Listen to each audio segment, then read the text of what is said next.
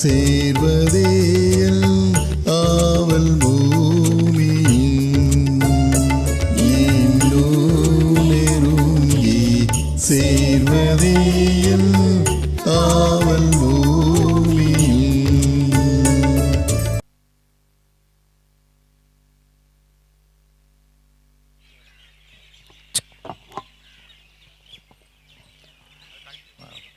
ஹல்லேலூயா, ஹல்லேலூயா, ஹல்லேலூயா. ஆண்டவராகிய இயேசு கிறிஸ்துவினுடைய இனிதான நாமத்தினுடைய யாவரையும் வாழ்த்துகிறேன், வரவேற்கிறேன். எத்தனையோ பேருக்கு அந்த பாக்கியத்தையும் கிருபையும் ஆண்டு வாழ்க்கையை தந்திருக்கிறார். அந்த கிருபையை நினைத்து நம்ம கடவுளுக்கு நன்றி செலுத்தலாமா? ஆண்டவர் பட்ட நாட்களை ஆண்டு சிலுவையில் பட்ட நாட்களை நினைக்கும்படியான கர்த்தர் கிருபையை தந்திருக்கிறார். இதைத்தான் ஒவ்வொரு நாட்களும் 40 நாட்களும் ஆராதனை கொண்டாடுறோம். பூ வைக்க மாட்டோம், கறி சாப்பிட மாட்டோம், எல்லாம் பண்ணுவோம். ஆனால் பொய் சொல்லுவோம், நிறைய தப்பு பண்ணுவோம், கெட்ட வார்த்தை பேசுவோம். இதெல்லாம் 40 நாள் வருதா? என்னால் ஒரு வேளை இருக்கணும் கடவுளுக்கு பிரியமான நாட்களாக. ஆண்டவர் என்னால் நல்ல நாட்களாக படைச்சிருக்கார். அந்த கிருபைகளுக்காக கடவுளுக்கு நன்றி செலுத்தலாம். நான் ஒரு நாள் ஊருக்கு வந்துட்டு இந்த சபையை பார்த்துட்டு போகும்போது ஒரு பாட்டியம்மா ஓடியாந்து புஸ்தகத்தை கையில் கொடுத்தாங்க. அந்த பாட்டியம்மா பாருங்களேன், இந்த பாட்டை பாடிட்டு தான் வெளியே போகணுன்னாங்க. எனக்கு ரொம்ப சந்தோஷமாக இருந்தது. இவ்வளோ வயசான காலத்தில் ஒரு ஆண்டவர் அன்பை அறிஞ்சு அவனுடைய பாட்டை பாடணும் அப்படின்னு நினச்சாங்களே நான் ரொம்ப சந்தோஷப்பட்டேன். அவங்க அடிக்கடி நான் நிறைய ஊர் கோயில் பெங்களூரோடு சொன்னேன். அவங்க பாட்டி பேர் எனக்கு தெரியாது, பாடி சொன்னேன். பொண்ணுத்தாய்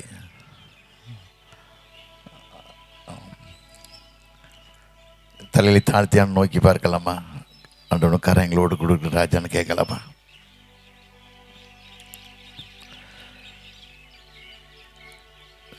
அன்பு நிறைந்த இயேசுவே, நின் பாத சேவையன் ஆசையே.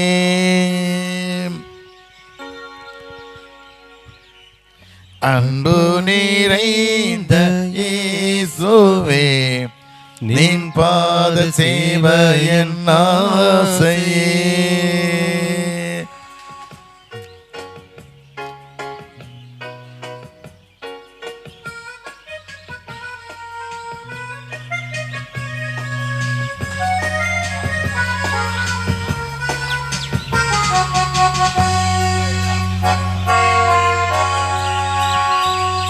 உன்னதத்தை விட்டிறங்கி மண்ணீர் வந்து எல்லாதரே.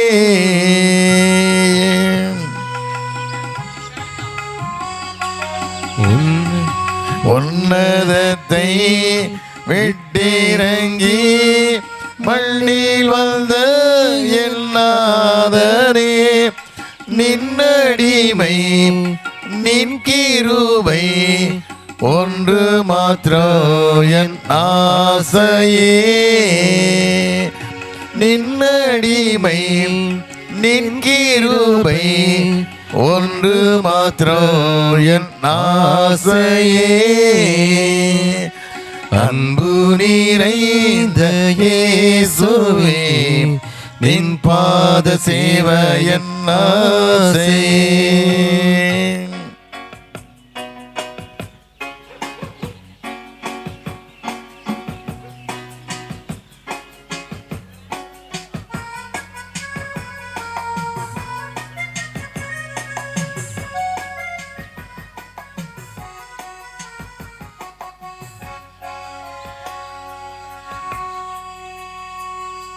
பாவசேற்றில் மோசம் போன என்னையும் தேடி வந்தீரே.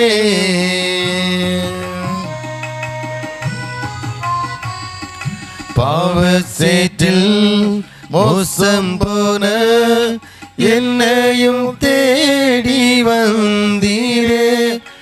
என்னிலுள்ள நன்றி உள்ளம் பொங்கி வழியுத நாதனே. என்னிலுள்ள நன்றியுள்ளம் பொங்கி வழியுதன் நாதனே. அன்பு நிறைந்த இயேசுவே, நின் பாத சேவையன் ஆசையே.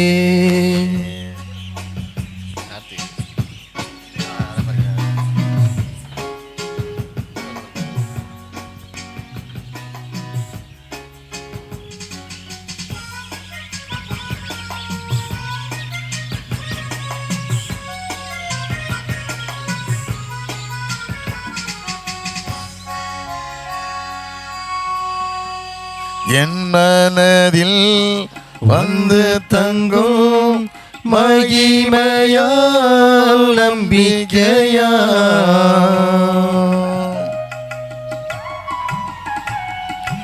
என் மனதில் வந்து தங்கும் மகிமையால் நம்பிக்கையால் நீ பெருக நான் சீருக, உம்மில் மறைந்து நான் ஜீவிப்பே. நீர் பெருக நான் சீருக, உம்மில் மறைந்து நான் ஜீவிப்பே. அன்பு நிறைந்த இயேசுவே, நின் பாத சேவையன் ஆசையே. நின் பாத சேவையன் ஆசையே. நல்ல தகப்பனே, மாலை வேளைக்கா சமூகத்தின் நன்றி ராஜா. எத்தனையோ பேருக்கு அந்த பாக்கியத்தையும் கிருபையும் வாழ்க்கை தந்தீங்கப்பா. அந்த கிருபைகளுக்காக கூட நன்றி சாமி. கொங்கந்தாபாரி திருச்சபைக்கு வருகிறேன்ப்பா. ஆயர்கிட்ட பலவீனத்தை விடுதலை கொடுத்தீங்கப்பா. அந்த கிருபைகளுக்காக, ஆயிரம்மாக்காக, சின்ன ஐயருக்காக, திருச்சபை செயலாளர், பொருளாளர், கமிட்டிங்கத்தினர் ஒவ்வொருவருக்கும் நன்றி ராஜா. காத்துக்கொள்ளுங்க. ஆனால் நிபரேஷனாக்கா வருகிறோம். தொடர்ந்து வழிநடத்தி காத்துக்கொள்ளுங்கப்பா. உங்கள் காரியங்களோடு கூட இருக்கட்டும். அடையை மறைத்து வெளிப்படுங்க. வந்திருக்கிற மக்களுக்கு ஆறுதலான வார்த்தையை தாங்க. நீங்கள் பேசுங்க. இயேசு நினை நாமத்தில் ஜெயங்கிருக்கிறோம் நல்ல பிதாவே. ஹல்லேலூயா. ஆண்டவராகிய இயேசு கிறிஸ்துவின் இனிதான நாமத்தினுடைய யாரையும் வாழ்த்துகிறேன், வரவேற்கிறேன். கடந்த வாரம் ஒரு அண்ணன் என்னை பார்க்க வந்தார் சென்னைக்கு. சாயந்தரமா வீட்டுக்கு போய் சாப்பிட்டு யார் வந்தாலும் சாப்பிட்டு வைக்கணும்னு நினச்சி ஆசைப்படுவேன். சாப்பிடும்போது குழம்பு மட்டன் குழம்பு கொடுத்தாங்க வீட்டில். அவர் தொடலை. நான் நினச்சேன் ஒரு வேளை சாப்பிடல, இவ்வளோக்கு சாப்பிட மாட்டார்னு நினச்சேன். இல்லையா, லெந்து டேஸை சாப்பிட மாட்டேன்னாரு. எதுக்குன்னு கேட்டேன். லெந்து டேஸ் 40 நாள் லெந்து டேஸ் நான்வெஜ் சாப்பிட மாட்டோம், ஒன்றும் செய்ய மாட்டேன்னாரு. அவன் ஏன் கோர்ட்டுக்கு போகிறேன்னே, அவனை செய்யக்கூடிய தன்மை இல்லையே. அவன் திருவண்ணம் திருட்டு போனாலும் என்ன, நீ வாழ்க்கை சரியா, உன் வாழ்க்கை சரியாக இருக்கா, நீ நேரையே வாழ்றியா, அதை தான் நம்ம நினைக்கிறோம். அப்படி சொல்லி சில பேர் ஃபார்மாலிட்டியாக வாழக்கூடிய மக்கள் நிறைய பேர் இருக்காங்க. சில பேர் மனதுருகி கஷ்டப்பட்டு வேதனைப்பட்டு கடவுளுக்காக வாழணும், ஒரு ஏக்கமான வாழ்க்கை வாழணும்னு எண்ணக்கூடிய மக்களும் இருக்காங்க. ஒரு வாழ்க்கை, அந்த வாழ்க்கை கடவுளுக்கு வாழணும். அநேக ஆத்துமாக்களை தேவன மந்திரம் சேர்க்கக்கூடிய பாத்திரமாக நம்ம இருக்கணும். ஒரு சாட்சியுள்ள வாழ்க்கையாக வாழணும். சரி, நிறைய பேர் நினைக்காங்க, எத்தனையோ கஷ்டம் வந்தாலும் சரி, எத்தனை வேதனை வந்தாலும் சரி, என் வாழ்க்கை தேவனுக்கு பிரியமான வாழ்க்கை, தேவனோடு வாழக்கூடிய வாழ்க்கைன்னு சொல்லி அநேகம் நினைக்காங்க. அது மாத்திரமல்ல, ஆண்டவர் பட்ட பாடுகளை தியானிக்கக்கூடிய மக்கள் நிறைய பேர் இருக்காங்க. ஆண்டு ஏன் இந்த உலகத்துக்கு இப்படி வந்தார், ஏன் இந்த பாடுகளை ஏற்றுக்கொண்டார். வேதத்தில் வாசிக்கம் இல்லை, மத்தேயு 1:27 வாசிக்கம், இம்மானுவேல் தேவன் நம்மோடு கூட இருக்கார். இந்த உலகத்தில் ஒருத்தர் ராஜாவை அனுப்புகிறேன், இம்மானுவேல் பேரிடப்படும் அப்படின்னு சொல்லி வளைச்சாங்கல்ல. அந்த தேவனுக்கு எவ்வளோ கஷ்டம், எவ்வளோ வேதனை, எத்தனை பாடு, எத்தனை கஷ்டம். அவர் வாழ்ந்த வாழ்க்கையில் நன்மையாகவே வாழ்ந்தார், நன்மையாகவே சுற்றி திரிந்தார். நன்மையை சுற்றி திரிந்தது மாத்திரமல்ல, திரளான ஜனங்களை கண்டபோது மனது உருகினார். மனது உருகி விதத்தில் வாசிக்கும் லூக்கா 7வது வாசிக்கும் போது ஒரு நாயினூர் விதவை, புருஷன் இல்லை, ஒரே ஏழை ஒரே மகன், வாலிப பையன், அவனும் செத்து போயிட்டான். செத்து போன உடனே அவனை அடக்கமனை கொண்டு போகிறாங்க. அடக்கமனை கொண்டு போகும்போது அழுதுகிட்டே போகிறா. அழுது வியாகுலங்களெல்லாம் ஆண்டவர் பார்க்காரு. ஆண்டவர் எதுக்கு வந்துக்கிட்டு இருக்கார்? இந்த வழுந்த வேதனையை பார்க்கும்போது ஆண்டவர் அப்படியே இந்த பாடி நிறுத்தி தொட்டு அவளை பார்த்து அழாதேன்னு சொன்னார். நாங்கள் எருசலேம் பட்டணம் போயிருக்கும்போது மருவ மலை அப்படின்ற இடத்துக்கு நான் போயிருந்தோம். போயிட்டு திரும்பி வரும்போது வழிகாட்டி சொன்னா, ஐயா தூரத்தில் தெரியுது பார்த்தீங்களா, அது ஐயா நாயனு விதவி மகனை உயிரோடு ஆண்டவர் எழுப்பின கிராமம்னு சொன்னா. பிறகு மோகன்சி எங்களை கூப்பிட்டு போயிருந்தாங்க. அந்த இடத்துல பெரிய ஆலயம் கட்டப்பட்டு நாயனு விதவை வாழ்ந்த வீடு ஒரு ஆலயமாக்கப்பட்டு சில இஸ்லாமிய குடும்பங்கள் அதை பாதுகாத்துக்கிட்டு இருக்காங்க.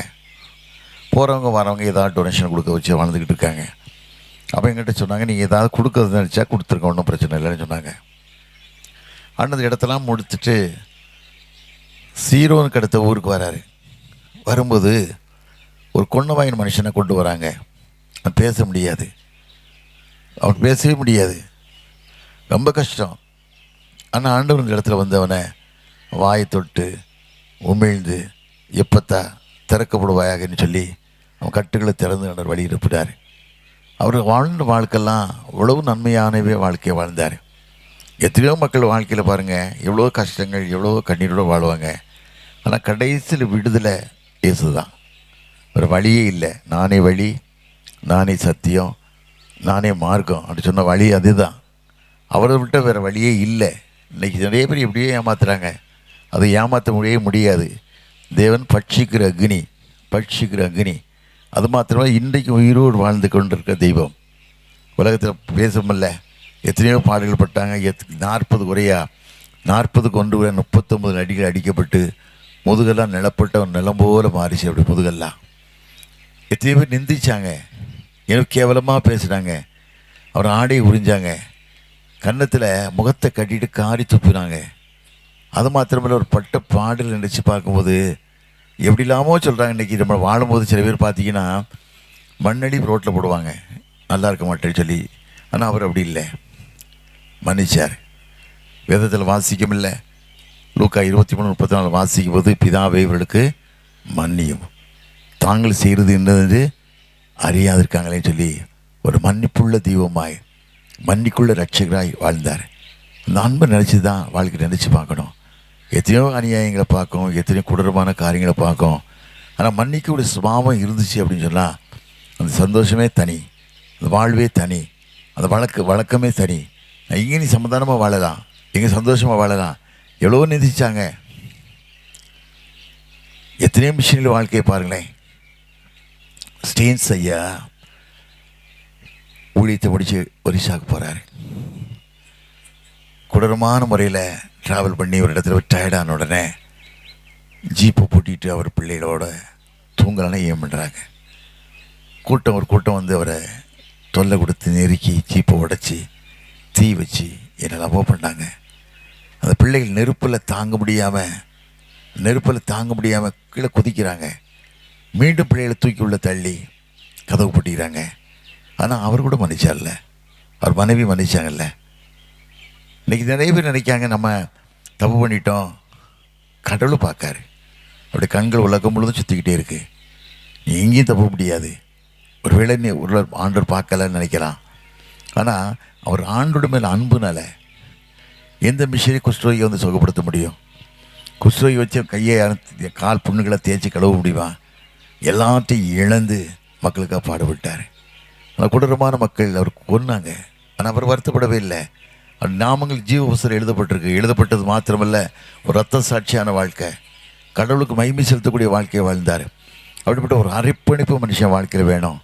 தெய்வம் நம் தெய்வம் உண்மையுள்ள தெய்வம், உண்மையுள்ள தெய்வம். மனதுருகும் தெய்வமே ஏசையா, மனதார துதிப்பேன் தோத்தரிப்பேன். நம் தெய்வம் மனதுருகக்கூடிய தெய்வம். அதான் அந்த கிரகாம்ஸ்ல ஐயா அப்படியே மன்னிச்சுட்டு விட்டார். இன்னைக்கு பிசாசு கிறிஸ்துக்கிற சிங்கம் போல யார் விழுங்கலாமோன்னு சொல்லி வகை சுற்றி திரிகிறான். காரணம், கிறிஸ்தவங்க வளரக்கூடாதுன்னு சொல்லி எத்தனையோ பேர் ஊரில் பாருங்க ரொம்ப பிரச்சனைகள். பைபிள் எடுத்துகிட்டு தெருவில் போக முடியலை. பைபிள் தெருவில் போக முடியாது, அந்தளவுக்கு கஷ்டம். அவன் என்ன செய்யணும்? ஆண்டவர் சமூகத்துக்கு ஜெபம் பண்ணணும், கண்ணீர் விட்டு அழணும். எத்தனையோ நிந்தனை சகித்த ஆண்டவர் பிதாவிற்கு மன்னியும் சொன்னார். ஒரு யூதாஸ் பாருங்க, ஆண்டோட எத்தனையோ வருஷம் ஊழியத்தில் இருந்திருக்கா. ஆண்டவர் 3 வருஷம் ஊழியம் பண்ணார். அந்த 3 வருஷமும் யூதாஸ் ஆண்டவரோட தான் வாழ்ந்தான். அவர் செய்த அற்புதத்தெல்லாம் பார்த்தான். பிறவி குருடன் வாழ்க்கையில் விடுதலை கொடுத்தாரு. ஒரு பிரதிபை குருடன் தாகத்தோடு ஒரு இடத்துல உட்கார்ந்துருக்கான். ஆண்டவர் எரிகொழுந்து எருசலேம் போய்கிட்டு இருக்காரு. அந்த குருடை அவன் பார்க்க முடியாது. சத்தத்தை பார்க்கான், ஒரே இறைச்சல், ஒரே கூட்டம். யாரையான்னு கேட்கான். யார் போகிறாயான்னு கேட்கான். இயேசு போகிறாரு. இயேசுப்பா போகிறாங்க அப்படின்னு சொல்கிறான், தாவீதின் குமாரனே, எனக்கு இறங்குன்னு கத்துறான். சீஷர்லாம் சொல்கிறாங்க அமைதியாருன்னு சொல்கிறாங்க. அவன் கத்திக்கிட்டே இருக்கான், அதிகமாக கத்துறான், வேகமாக இன்னும் அதிகமாக கத்துறான். இந்த சத்தம் ஆண்டோட காதுல விடுது. அவன் கேட்காது யாருன்னு கேட்காரு. ஸோ குருடன் கத்துறான். ஐயா, கூட்டத்தில் ஒரு குருடன் கத்துறான்னு சொன்ன உடனே அவனை அழைச்சிக்கிட்டு வாங்காரு. உன்னை அழைக்காருன்னு சொன்ன உடனே அந்த மேல் விஷத்தை அப்படியே தூக்கி தூர போட்டு தான். காரணம், விடுதலை வந்துடுச்சு. இனி எனக்கு விடுதலை வந்துடுச்சு. டாக்டர் ஜெயசிங் சென்னையில் இருந்தாங்க. ஒரு பெரிய பரிசுத்தவான். அவங்க வாழ்ந்த ஊர், அவன் பிறந்த ஊர் மெஞ்ஞானபுரம். அவன் ஊழியம் செய்த இடம்லாம் போனார். அவர் தகப்பான ஊழியம் செய்த இடம்லாம் போனார். ஹாஸ்பிட்டல் கிளினிக்னு சொல்லி சுவிசேஷ ஆஸ்பத்திரி வச்சுருந்தாங்க. ஃப்ரீயாக ட்ரீட்மெண்ட் பண்ணாங்க. 10 ரூபா கொடுப்பாங்க, 10 ரூபா வாங்குவாங்க, சிலர்கிட்ட 10 ரூபா வாங்க மாட்டான், கொடுத்து விட்ருவாங்க. அப்படி ஒரு டாக்டர். எம்ஜிஆர் ஷூட் பண்ண உடனே அந்த காலத்தில் எம்ஜிஆர் காலத்தில் அந்த குண்டு எடுத்தது டாக்டர் ஜெயசிங் தான். இல்லைன்னா எம்ஜிஆர் வளர்ந்துருக்க முடியாது. அண்ணாதிர முதலமைச்சர் உடனே அவர் மரணத்தோடு போராடிக்கிட்டு இருக்கார். அவர் கேன்சர், இவர் இவ்வளோ நடந்து இருப்பார் அப்படின்னு சொல்லி டேட்டை குறித்து கொடுத்த டாக்டர் ஜெயசிங் தான். ராயப்பேட்டை கவர்மெண்ட் ஹாஸ்பிட்டலில் சீஃபாக இருக்கும்போது ஒரு மனுஷன் 3ஆவது மாடியில் தவறி விழுந்துட்டான். தவறி விழுந்து கடப்பாறை வயத்தை குத்தி அடுத்த பக்கம் கடப்பாறை வந்துருச்சு. அந்த மனுஷனை காப்பாற்றி கடப்பாறை எடுத்து காப்பாற்றின மனுஷன் டாக்டர் ஜெயசிங் தான். பெரிய பரிசுத்தவான். அது மாத்திரமல்ல, அவர் வாழ்ந்த வாழ்க்கை ஒரு தனிப்பட்ட வாழ்க்கை. மீன் பிடிக்கிற மக்கள்லாம் பல லட்சம் மக்கள் அவர் ரட்சிக்கப்பட்டிருக்காங்க.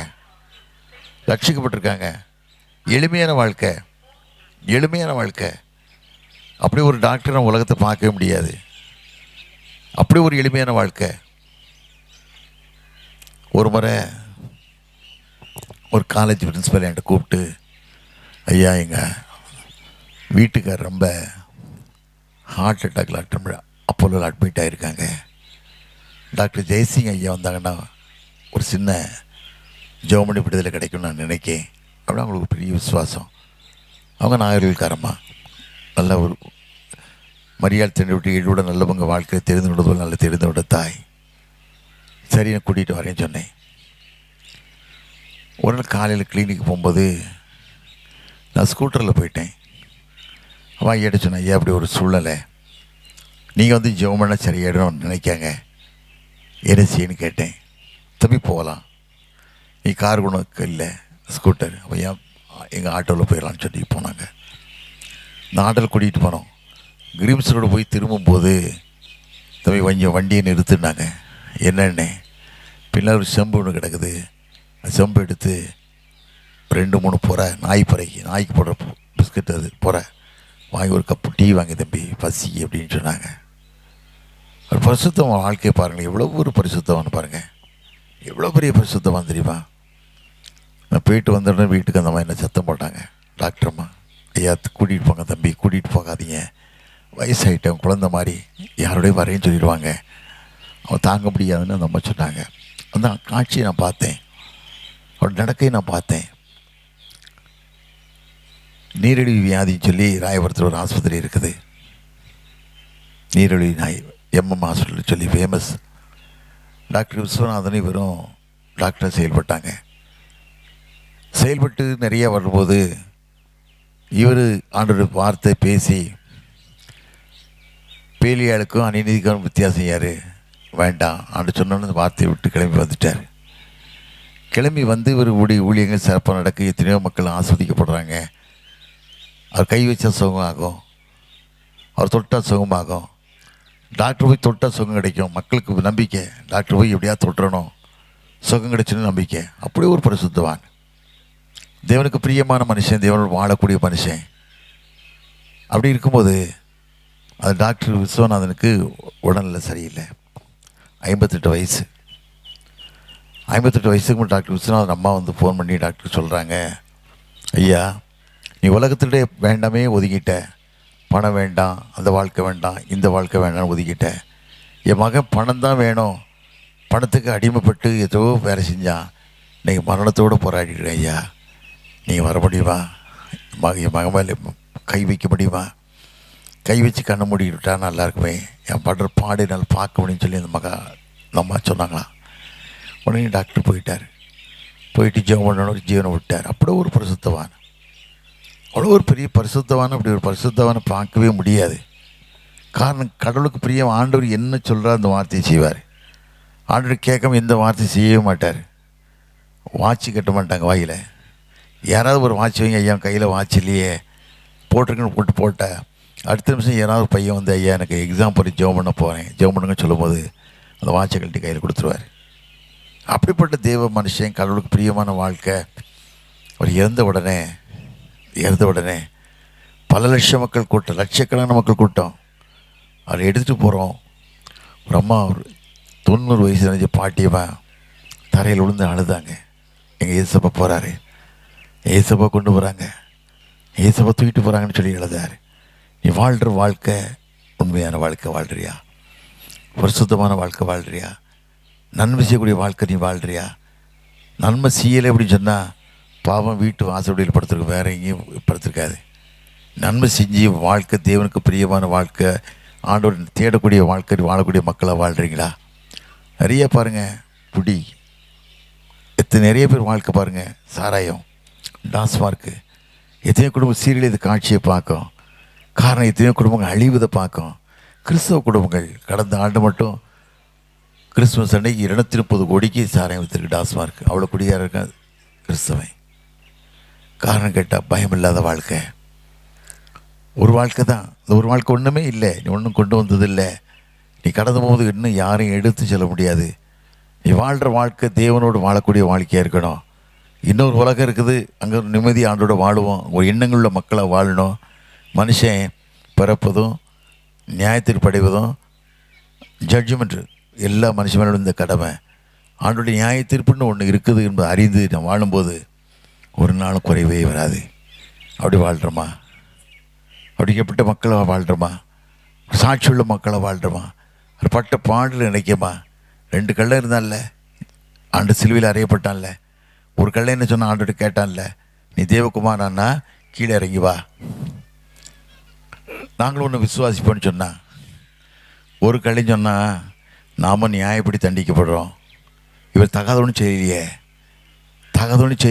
ஆனால் பட்ட பாடுகளை பார்க்கான். அவர் சபிக்கலை, யாரையும் இன்னும் ஒரு வார்த்தையும் பேசலை. பிதாவை தான் பார்த்தார், அப்பாவை தான் பார்த்தாரு. பிதாவேன்னு தான் ஆண்டதை கேட்டார். எத்தனையோ கஷ்டங்களை பார்த்தான், அவருடைய பாடுகளை நினைக்கான். அவர் கதற, அந்த வேதனையோட கதற காட்சியை பார்த்துட்டு சொன்னான், ஆண்டவர் நீருடைய ராஜ்யத்தில் வரும்போது அடியே நினைத்தருளுங்க. ஒரே வார்த்தை தான்.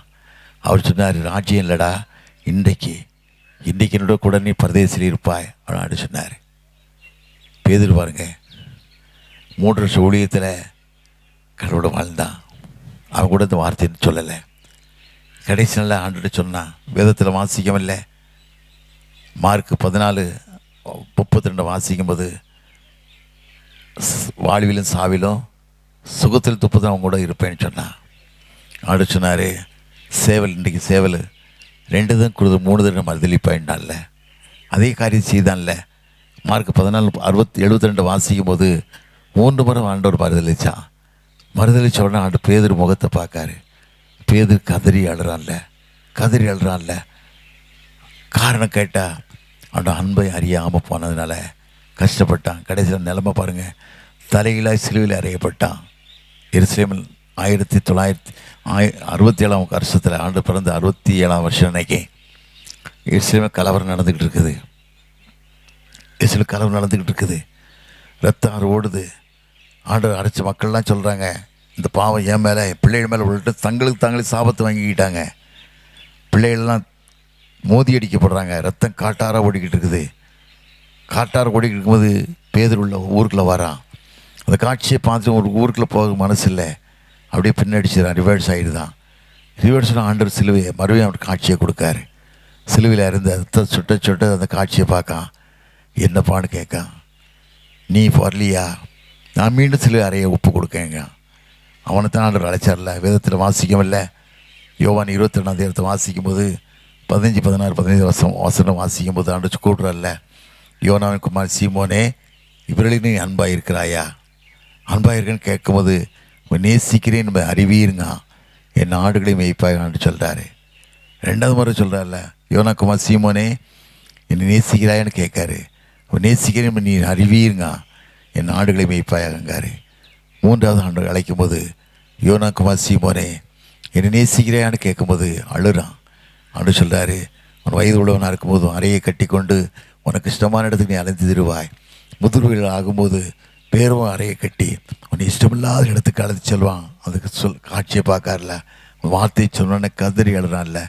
அப்படி கதறி எழக்கூடிய மக்களை வாழணும், சிலுவையை பார்க்கணும், ஆண்டப்பட்ட பாடுகளை நினைக்கணும். எனக்காக அந்த பாடுகளை பட்டார். நான் நினைக்கிறது தான், என்னுடைய வேசித்தனத்திற்காக, என்னுடைய பொல்லாத எண்ணத்திற்காக, எல்லாரோட பொல்லா சிந்தனைக்காக ஆண்டு சிலுவைக்கு என்ன ஒப்பு கொடுத்தாரே அப்படின்னு சொல்லி நான் நினைக்கணும். அப்படி நினச்சாதான் என் வாழ்க்கை ஆசீர்வதிக்கப்பட முடியும். மற்றவங்களை பார்த்து இல்லை, மற்றவங்களை பார்த்து வாழவே முடியாது. உன் வாழ்க்கை கடவுள் பிரியமாக இருக்கணும். ஒரு வார்த்தை நல்லா தெரிஞ்சுக்கிடுங்க. நீதிமொழிகள் 16 எடுத்து வாசித்து பார்த்துக்கணும். வழி கர்த்தருக்கு பிரியமாக இருந்தால் சத்துருக்களும் இணங்குபடி சேவை விதத்தில் வாசிக்கிறோம். வழி கர்த்தருக்கு பிரியமான வழியாக இருக்கா? பிரியமாக இருந்தால் உன்னை யார் தூசியோட மேலே உட்கார அனுமதி இல்லை. யோபு 1:8 வாசித்து பார்த்தீங்கன்னா, சாத்தான் உலகமெல்லாம் சுற்றிட்டு வரான். சுற்றிட்டு வந்து ஆண்டர் நிற்கான். ஆண்டர் கேட்காரு, எங்கேருந்து வரேன்னு கேட்காரு. உலகமெல்லாம் சுற்றிட்டு வரேங்க. என் தாசனாகி யோபை பார்த்தியோங்காரு. பார்த்தேங்க போது ஆண்டர் சொல்கிறாரு, அவன் சொல்கிறான், சாத்தானே சொல்கிறான், நீ அவனை சுற்றி வேலையடிச்சிட்டே அப்படிங்க. ஆண்டு கட்டில் கொடுக்காரு. அவன் ஒன்றும் பண்ண முடியல. கடைசி தோல் எடுத்து அவனை அதை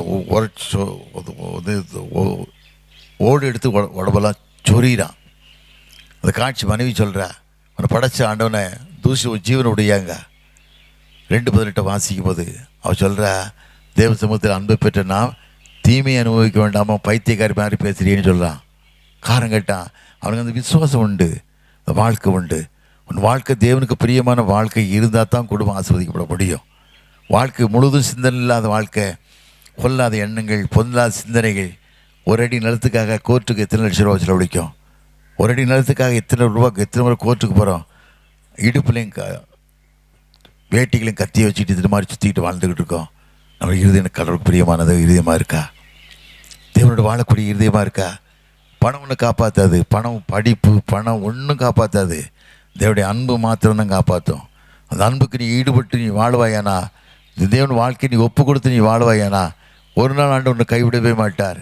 அவர் நேசிக்கிற தெய்வம், உன்னை நேசிக்கிற தெய்வம். உன் வாழ்க்கை தேவனுக்கு பிரியமான வாழ்க்கையாய் ஆண்டவர் வாழக்கூடிய வாழ்க்கையாக இருக்கணும். அதைத்தான் ஆண்டவர் கேட்காரு. நேசிக்கிற தெய்வம் இன்னாருன்னு நான் அறிவேன். நான் நேசிக்கிற தெய்வம் யாருன்னு நான் அறிவேன். அந்த தெய்வத்தை நீ அறிந்து வாழும்போது, ஒரு சாட்சியுள்ள வாழ்க்கை வாழும்போது, மகிமை செலுத்தக்கூடிய வாழ்க்கை வாழும்போது, இவங்க கிறிஸ்தவங்கன்னு சொல்லக்கூடிய அளவுக்கு நீ வாழும்போது கர்த்தர் நீ ஆஸ்வதிப்பார். ஒரு நாள் இரவில் கோயம்புத்தூர் மகா பெரிய மகா இருக்கா. அவளுடைய மகளுக்கு காய்ச்சல். திடீர்னு சொல்லி காய்ச்சல் ரொம்ப மோசமாயிட்டு. எந்த டாக்டரும் இருக்க மாட்டாங்க. ஒரு ஊழியக்காரி தங்கச்சிட்ட சொன்னால் அவர் ஜெபம் பண்ணான்னு சொல்லி தங்கச்சிக்கு ஃபோன் போட்டிருக்கா. தங்கச்சிக்கு ஃபோன் போட்ட உடனே ஒரே சாங் வந்திருக்குது. தொல்லை கஷ்டங்கள் சூழ்ந்திடும், துன்பம் தூக்கம் வரும், பரத்திலிருந்து ஜெயம் வரும், பரநெல்லை காப்பவல்லோ, பரத்திலிருந்து ஜெயம் வரும், பரநெல்லை காக்கவல்லோ, காக்குவல்ல மீட்பர் உண்டனக்கு, உண்டனக்கு, உண்டனக்கு, காக்குவல்ல மீட்பர் உண்டனக்கு, காத்திடுவார் என்றுமே, காத்திடுவார் என்றுமே.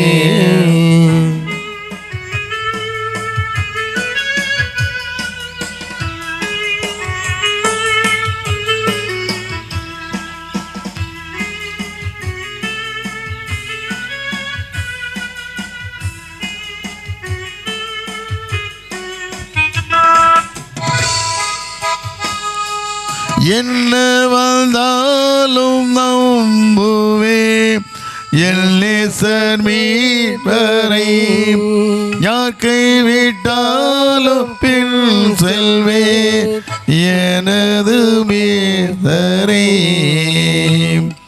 அகல ஆழ உயரமாய் எவ்வளவு அன்பு கூர்ந்தார், என்ன துன்பங்கள் வந்தாலும் அவர் என்னை கைவிட மாட்டார், என்ன துன்பங்கள் வந்தாலும் அவர் என்னை கைவிட மாட்டார். காக்குவல்ல மீட்ப உண்டனக்கு, உண்டனக்கு, காக்குவல்ல மீட்ப உள்ளனக்கு, காத்திடுவார் என்றுமே. அவ்வளோதான். ஃபோன் எடுக்கல, காய்ச்சல் போயிடுச்சு. நம்பிக்கை. காரணம் கேட்டால் கடவுள் மேலே அசையாத நம்பிக்கை. அவர் நடத்துவார், ஒரு தகப்பன். அதை வாழ்க்கை நினச்சி பாருங்கள். உன் பிள்ளைக்கு உடம்பு சரியில்லையா, உன் பிள்ளை புத்தியில் கம்மியாக இருக்கா, தலையில் கை வச்சு ஜெபம் பண்ணு, கடையில் கை வச்சு ஜெபம் பண்ணு. நீ ஆண்டு செய்து பொறுத்தனை நிறைவேற்று. ராயனுடைய ராயனுக்கும் தேவனுடைய தேவனுக்கு செலுத்தணும். சில பேர் அது செய்கிறதில்லை. கடவுளுக்கு முதலிடமே கொடுக்கறதில்லை. தாவீது கடவுளுக்கு முதலிடம் கொடுத்து வாழ்ந்தார்ல. வேதத்தில் வாசிக்கும்போது சங்கீதம் 18:10 வாசிக்கும்போது, கர்த்தரை விடக்கு முன்பாக நான் வச்சுருக்கிறேன், அவர் என் வலது வாசி இருக்கிறபடியார் நான் அசைக்க முடியாதுங்க. அசைக்க முடியாத வாழ்க்கை வேணும்னா கடவுளை முன் வச்சு வாழுங்க. மனுஷன் நினைக்காதீங்க. ஆண்டவர் தான் தெரிஞ்சோம், அவர் தான் வழிநடத்த முடியும்.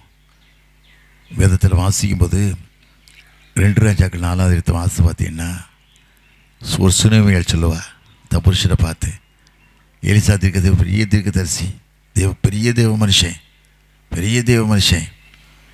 புருஷனை சொல்லுவா, இவர் பரிசுத்தவான் என்று காண்றேன், எப்போ நம்ம வீட்டை தங்கட்ட ஐயா, நாற்காலிகள் போடுவோம், மேஜையை வைப்போம், குத்துலக்க வைப்போம், ஒரு கட்டில் போடுவோம் சொல்கிறான்.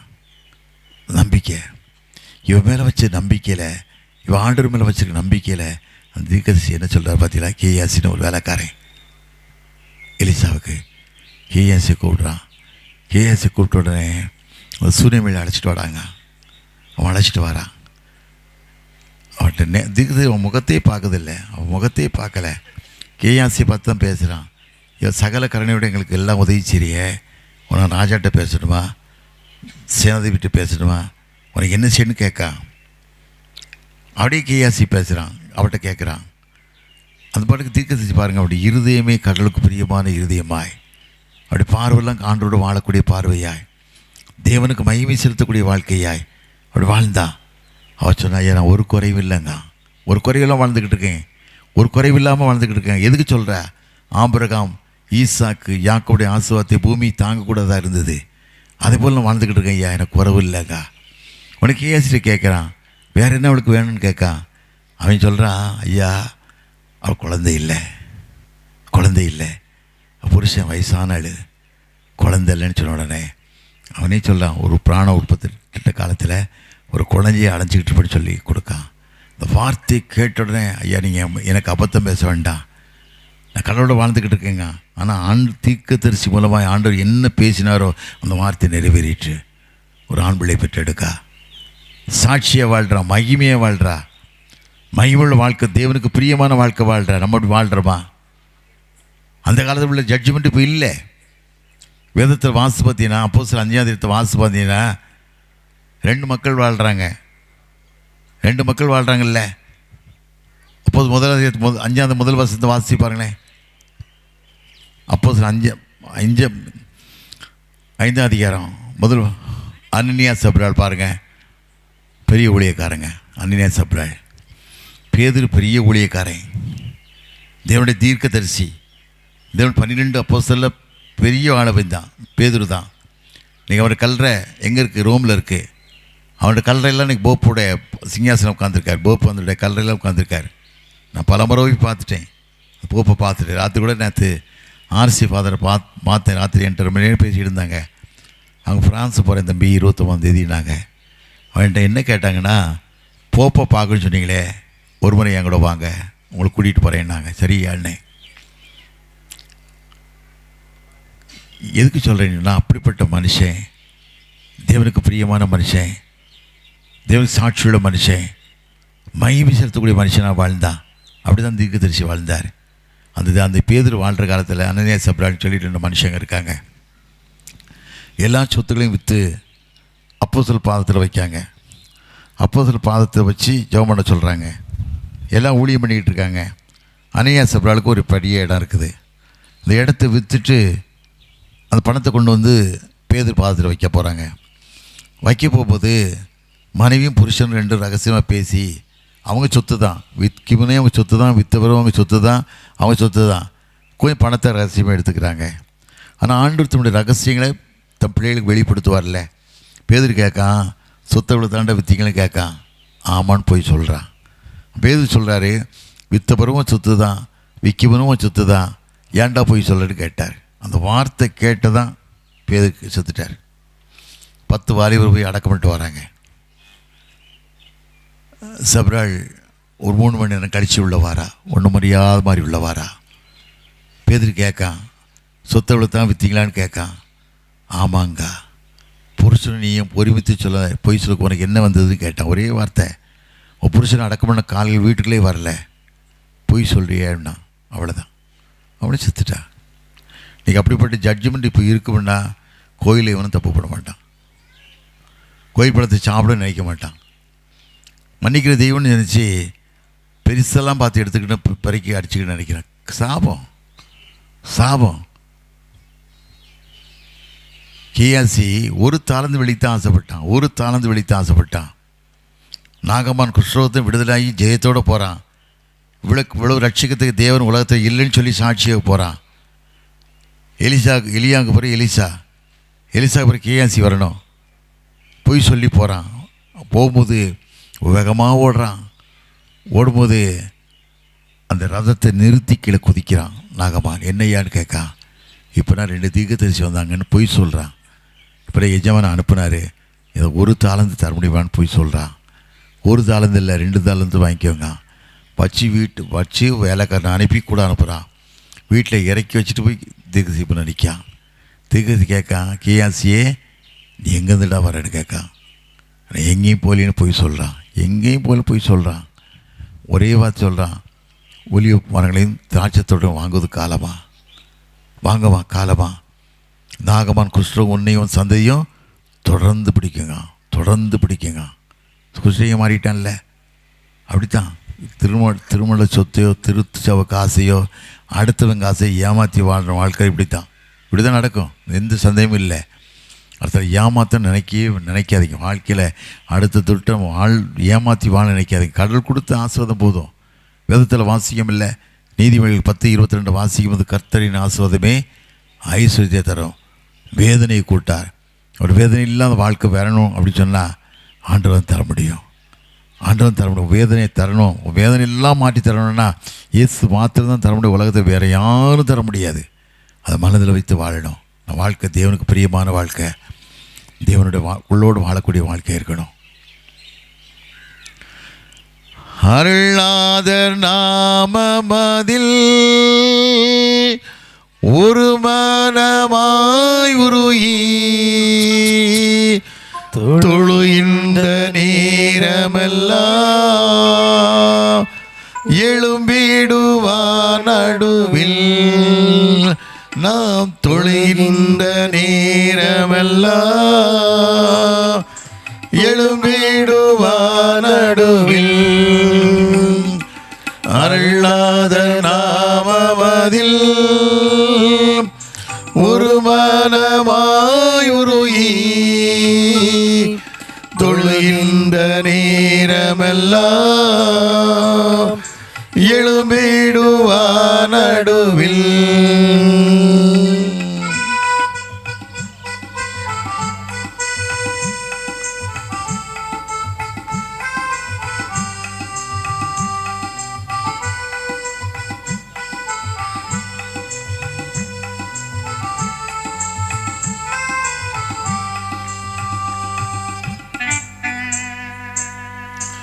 இதயம் நொறுங்கினரே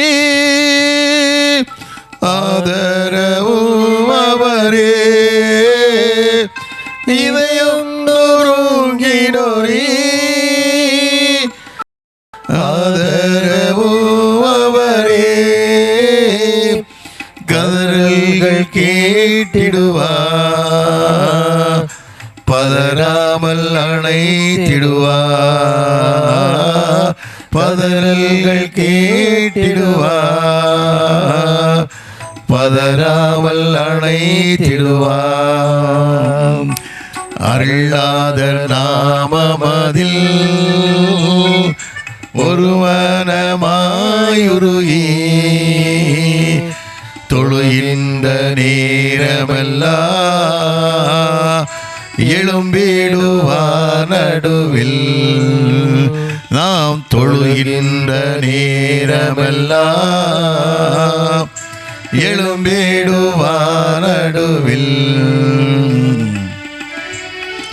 ஆண்டவர் தொழும்போது, அவர் நேசிக்கும் போது உன் அருகில் இருப்பார். ஏசப்பா கொல்லும்போது பக்கத்தில் நின்று உனக்கு வேண்டிய காரியத்தை செய்வார்.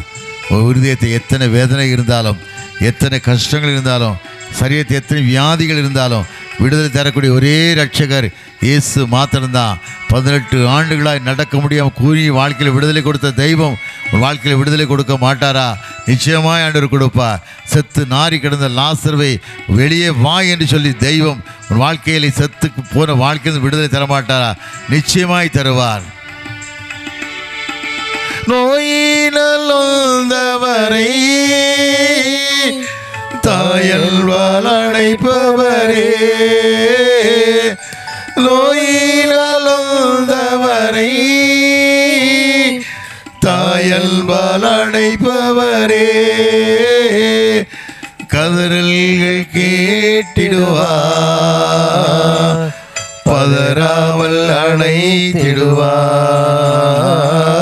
பதறல்கள் கேட்டிடுவார்,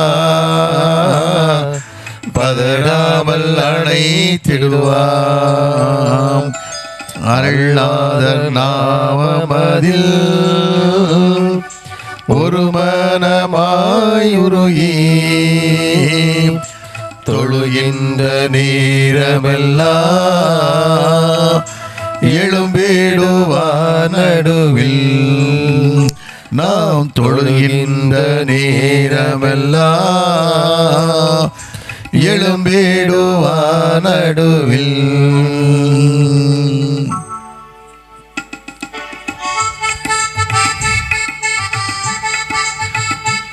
எத்தனையோ மக்கள் மாயை நம்பி ஏமாந்து போறாங்க. இஸ்ரவேலுக்கு குறவான குறி சொல்லுவதில்லை, மந்திரம் இல்லை. நீ ஆண்டவர் மாத்திரம் பாரு. உன்னை உருவாக்கின தெய்வம் உண்மையாகவே உன்னை உருவாக்கின தெய்வம் உண்மை உள்ளவர். உன்னை காக்கிற தெய்வம் உறங்குறதும் இல்லை, தூங்குறது இல்லை. உன் பேரை ஒவ்வொரு மனுஷமும் குறித்து ஒன்று வைத்து உன்னை ஆசீர்வதிப்பார். இந்த வார்த்தையை நம்பி ஆண்டவரே சமூகத்தில் வருகிற ராஜா, நான் ஏழை மகளப்பா, நான் வைதோபி காலத்தில் வாழக்கூடிய மகள், என் குடும்பம் இப்படியெல்லாம் வேதனையோடு வாழ்ந்து கொண்டிருக்க ஆண்டவரே, நீங்கள் விடுதலை கொடுங்கன்னு நீ கேட்பாயானால், மாயையில் மயங்கினோரை தைதந்து காப்பவரே, மாயையில் மயங்கினோரை தைதந்து காப்பவரே, தூயாவிடுவார், தூயோனாய் மாற்றிடுவார், தூயாவிடுவார், தூயோனாய் மாற்றிடுவார். அருளாதர் நாமமதில் ஒரு மனமாயுருகி தொழுகின்ற நேரமெல்லாம் எழும்பிடுவார் நடுவில், நாம் தொழுகின்ற நேரமெல்லாம் எழும்பிடுவார் நடுவில், நாம் தொழுகின்ற நேரமெல்லாம் எழும்பிடுவார் நடுவில். ஆண்டவர் சார்ந்து வாழுங்க. சிலுவையை பாருங்க. எந்த மனுஷனையும் பார்க்காதீங்க. ஒரு மனுஷனும் உண்மையுள்ள ஆள் இல்லை ஆண்டவரை தவிர. இயேசுவை தவிர ஒருத்தர் உலகத்தில் உண்மையான ஆட்கள் இல்லை. ஆண்டவர் மாத்திரம் பாருங்கள். அவர் சார்ந்து வாழுங்க. என்ன கஷ்டம் இருந்தாலும் சரி, மனசுலையும் போராட்டம் வரலாம். எனக்கு 75 வயசு. எனக்கு அசிஸ்டண்ட் 4 பேர் 5 பேர் பிடிச்சிட்டே வராங்க. கீழே விழுந்துருக்கு சில நேரத்தில் முடியலை. உடம்பும் பெருசாக இருக்கா. ஆனால் ஆண்டவர் தான் ஒவ்வொரு நிமிஷம் பாதுகாக்கார். ஒவ்வொரு நிமிஷமும் இமைப்பொழுது உன்னை கைவிட்டேன், உருக்கமான இறக்கங்களால் நான் சேர்த்துக்கொண்டேன் என்று சொல்லார். அது மாத்திரமல்ல, எத்தனையோ மக்களுக்கு குழந்தை இல்லாத மக்களுக்கு விடுதலை கொடுக்காரு. எத்தனையோ மக்கள் கேன்சர் வாழக்கூடிய மக்களுக்கு கண்ணீரோடு போய் ஜெபம் பண்ணும்போது அந்த விடுதலை கொடுக்காரு. நம்ம நோக்கம் சிந்தனைலாம் கடவுள் பிரியமாக இருக்கணும். ஒரு வாழ்க்கை கடவுள் பிரியமாக இருக்கணும். அது மாத்திரம் நினச்சிப்பார். ஆலயத்தில் வந்து அரசியல் பண்ணாதீங்க தயவுசெய்து. பரிசுத்தம் வேணும். பரிசுத்தம் இல்லாமல் யாரும் தேவனை தரிசிக்கவே முடியாது. நீ 40 நாள் உபவாசம் இருக்கலாம், பூ வைக்காமல் இருக்கலாம், மட்டன் கறி சாப்பிடாமல் இருக்கலாம். அவன் இருதயம் கடவுள் பிரியமாக இருக்கா, அது மாத்திரம் பாரு. செம்மையானதாக இருக்கா, அதை மாத்திரம் பாரு. 1000 வஞ்சகம் வேண்டாம், பொய் வேண்டாம், ஏமாற்று விலை வேண்டாம். நீ ஏமாற்றுவான்னு நீ ஏமாற்றப்படுவ. அதான் வாழ்க்கை. பிள்ளைகள் ஒன்று ஏமாற்றிடுவாங்க. சேலை போல் நூலை போல் சேலை, தாயை போல் பிள்ளை. அதுதான் வாழ்க்கை. உன் வாழ்க்கை சீராக இருக்குன்னு சொன்னால் நீ பயப்படவே வேண்டாம். பிள்ளைகள் ஃபோன் பண்ணிச்சா, எங்கம்மா ஃபோன் பண்ணுற, யாருக்கு பண்ணுற, எவ்வளோ நேரம் ஃபோன் வச்சுருக்க பாருங்கள். அதெல்லாம் நீங்கள் தான் பார்க்கணும், அடுத்தவங்க பார்க்க முடியாது. எவ்வளோ நேரம் பிள்ளை வேதம் வாசிக்கா, அதெல்லாம் வருஷத்துக்கு 17 முறை பைபிள் வாசிக்கும். ஒரு வருஷத்தில் 17 முறை வாசிக்கேன். 23 நாள் பைபிள் வாசிப்பேன்.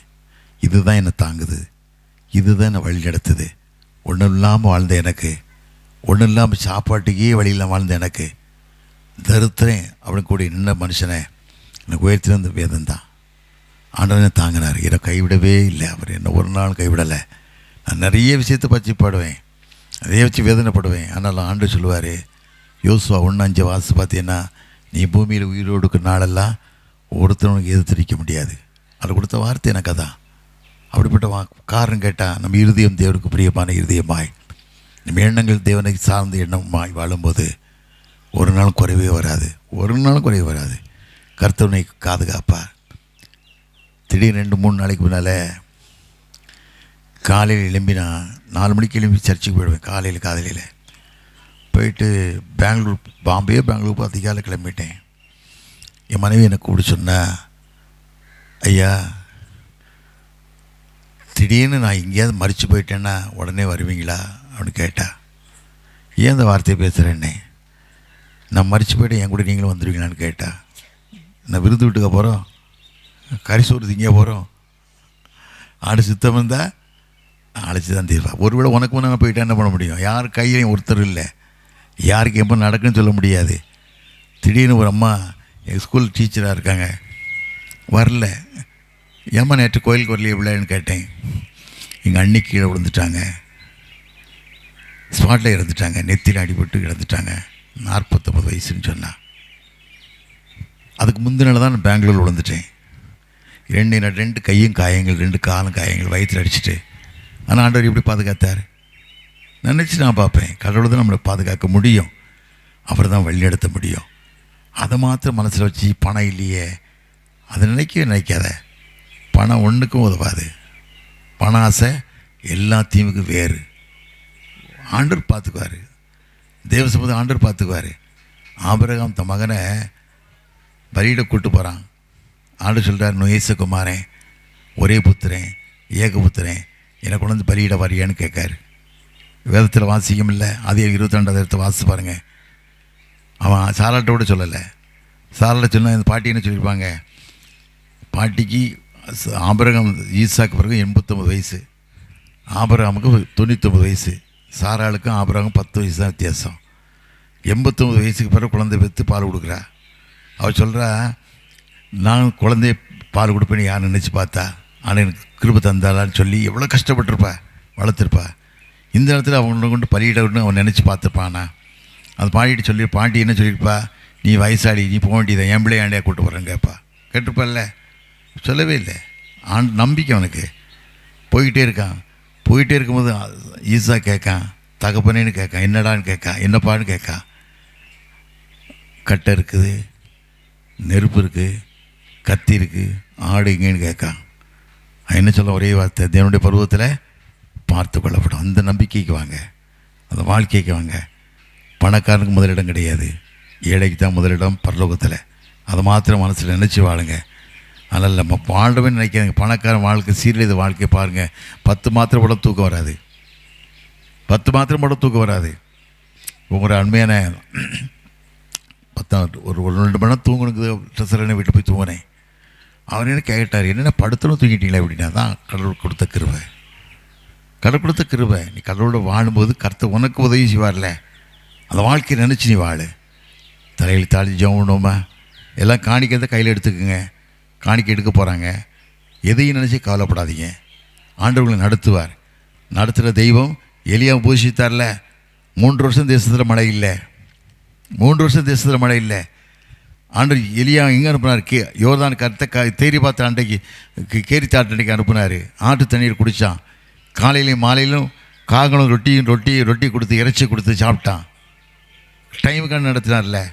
ஆற்று தண்ணி வத்து போச்சு. யாரும் அவன் வருத்தப்படவே இல்லை, யோசிக்கவே இல்லை. ஆண்டவர் என்ன சொன்னார்? ஆண்டவருக்கு வருத்தம் இருந்துச்சு, ஆண்டவருக்கு பாரம் இருந்துச்சு.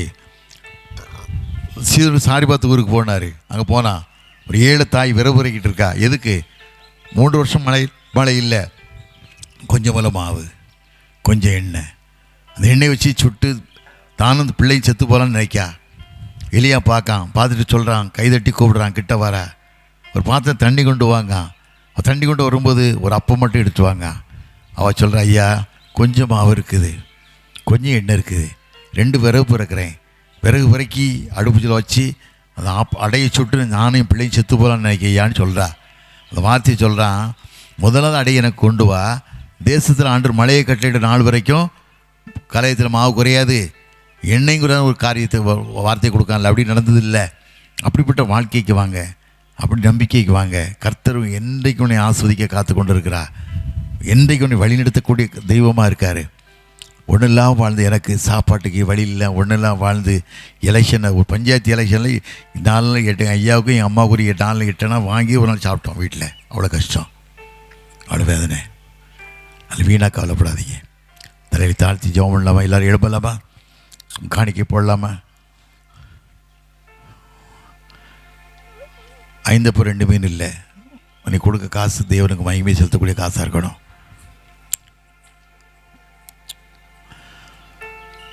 சோர்ந்து போகாதே மனமே, சோர்ந்து போகாதே,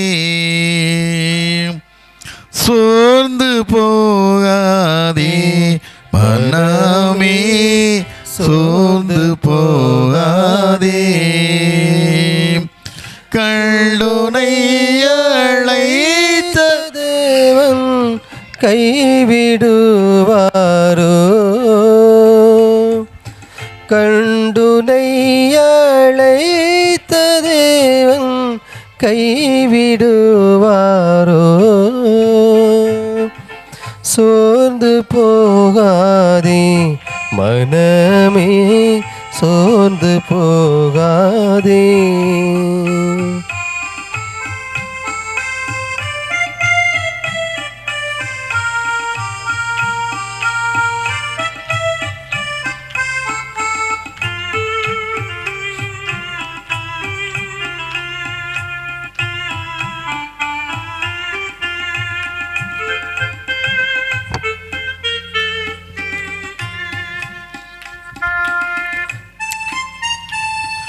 வாக்களித்த தேவனை நீ பாடிக்கொண்டாடு,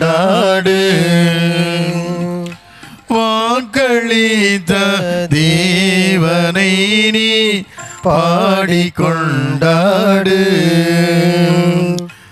ஊக்கமான ஆவி உன்னை தாங்க மன்றாடு, ஊக்கமான ஆவி உன்னை தாங்க மன்றாடு, சோர்ந்து போகாதே மனமே, சோர்ந்து போகாதே.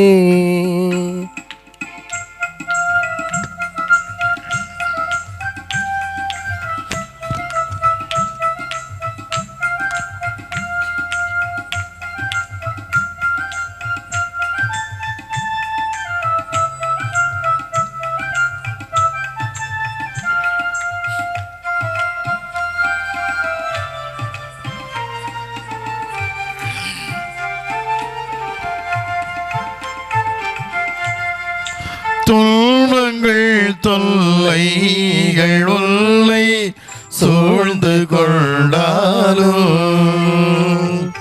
துன்பங்கள் தொல்லைகள் உன்னை சூழ்ந்து கொண்டாலும்,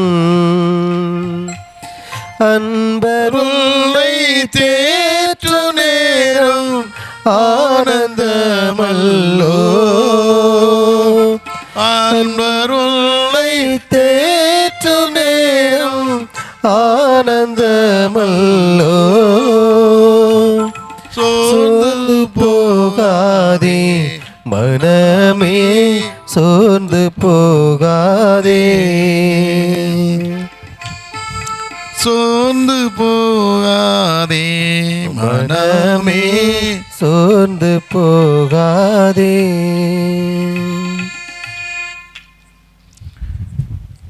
நல்ல தகப்பனே, மாலை வேளைக்கான சமூகத்தில் நன்றி ராஜா. இந்த பிள்ளைகள் கொடுத்த காணிக்கை விசேஷித்த கரம் கொண்டு வழி நடத்தி காத்து கொள்ளுங்கப்பா. சரீரத்தை எத்தனை வியாதிகள் இருந்தாலும் எடுத்து போடுங்க, குடும்பத்தை எத்தனை பிரச்சனை இருந்தாலும் மாற்றித்தாங்கப்பா. சில குடும்பங்களில் எவ்வளோ வேதனை, எவ்வளோ கஷ்டங்கள், தாங்க முடியாத வேதனை. ஏன் வாழ்கிறோம், எதுக்கு வாழ்கிறோம்?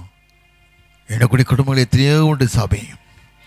ஒவ்வொரு நாட்களும் அழுது அழுது அழுது இறுதியும் வெடித்திருப்பதை பார்த்தீங்கப்பா. மனமிறங்கி அழாதே சொல்லி நாயின் உதவியின் கண்ணீரை துடைத்த தெய்வம். பிள்ளைகள் கண்ணீரை துடைத்து அனுப்புங்க. சரீர வேதனை எல்லாம் எடுத்து போடுங்க. தரித்திரங்கள் மாற்றப்படட்டும், வேதனைகள் மாற்றப்படட்டும், வேதனைகள் மாற்றப்படட்டும் அப்பா. இன்றோடு இந்த நிமிஷத்தோடு பிள்ளை வாழ்வோல் செழிப்பாக மாறட்டும். கிருபையாய் ஆசீர்வதிங்க. எங்களுக்கு குருவானவர் கையா பெரிய ஒரு ஆப்ரேஷனில் விடுதலை கொடுத்தீங்கப்பா. ஒரு தேவ மனுஷன், ஓடு கூட மோசையை போல சாந்தமுள்ள மனுஷனப்பா. பலப்படுத்தி காத்துக்கொள்ளுங்க. அந்த மகள் எழுத நீட் எக்ஸாமில் விட பெரிய விடுதலை கொடுத்து குடும்பம் கட்டப்பட ஊழியக்கார் சுகத்தை விரும்ப தெய்வம் சொல்லி வாழ்க்கையில் நிறைவேற்றப்பட கிருபைத்தாங்க. எல்லா காரியத்தையும் பொறுப்படுத்திக் கொள்ளுங்க. இயேசுவின் நாமத்தில் ஜெயங்கடிக்கிற நல்ல பிதாவே, ஆமென்.